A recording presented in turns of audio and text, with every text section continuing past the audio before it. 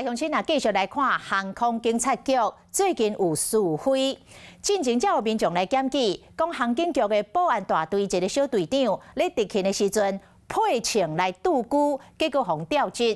即摆阁有一个姓郭的小队长互检举，伫咧执行塔台勤务的时阵，同款嘛是腰身配枪，坐伫椅仔顶嗷嗷大困。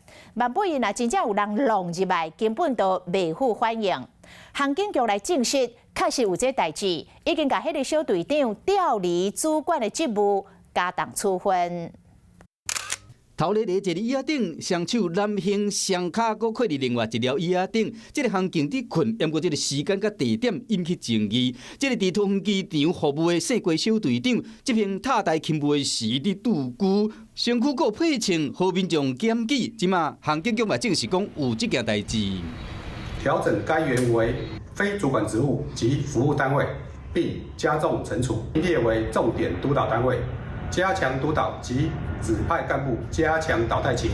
是讲进前保安大队另外一位小队长，互人检举讲当日的时早穿伫困，只是敢若调离原职位，这位郭小队长却是主管的身份直接就免掉，处分的日头无共款，原来是兼代理分队长，所以讲加重处分。民众的看法呢？安全的疑虑上会不会有问题？当然会啊，因为进出的人是谁不知道？必须要经过你开启的话，我觉得还好一点点，但是当然你是执勤，当然不能这样子。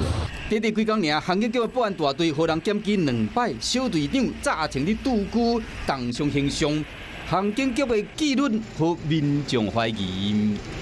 Hello， 大家好，我是乃瑜，要教给大家2个任务。第一个，华视新闻的脸书专页，你按赞了吗？还有华视新闻的 YouTube 频道，赶紧订阅起来，还要记得按赞，开启小铃铛哦。